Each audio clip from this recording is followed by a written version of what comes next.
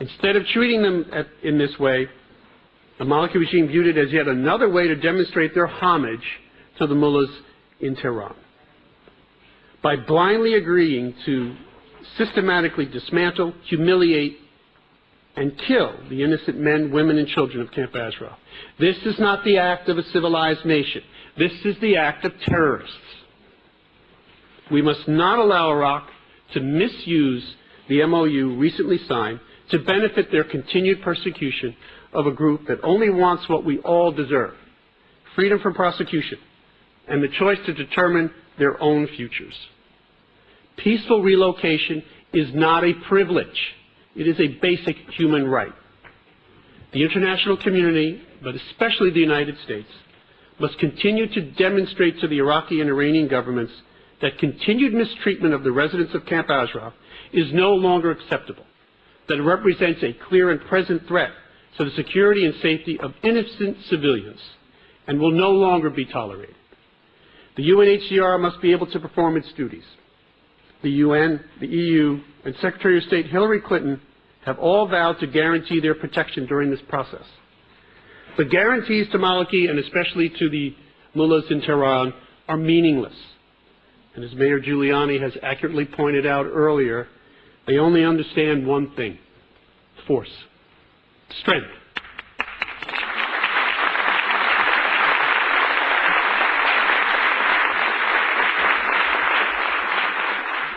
Letters and efforts to engage are not going to prove successful.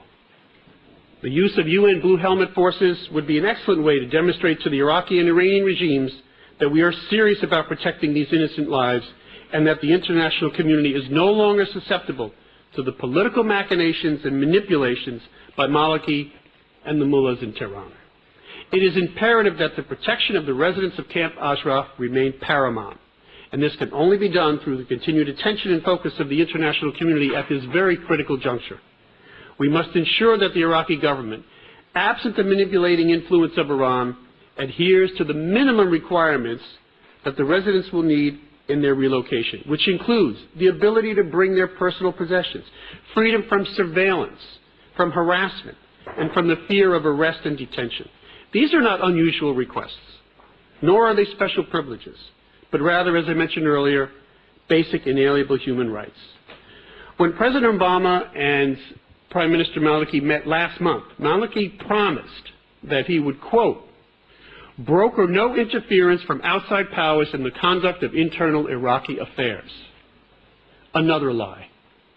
But we must ensure that he holds to this promise and does not allow the government of Iran to meddle or control events concerning the residents of Camp Ashraf.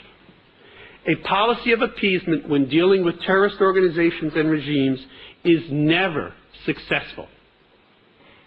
As with the continuous listing of the MEK on the foreign terrorist organizations list, which was done initially to appease the government of Iran, and which, by the way, has produced no visible results, no benefits, the consistent eroding of the initial MOU reached just a few weeks ago on the transfer and resolution of the residents of Camp Ashraf works only to the advantage of the Ahmadinejad regime. This is the time for the international community to resolutely and repeatedly stand up in defense of the residents of Camp Ashraf. It's long at hand. It's long overdue. It is the responsibility of everyone to ensure that these people who have given so much and have endured with such harsh treatments be given the opportunity finally for liberty and for justice. Thank you.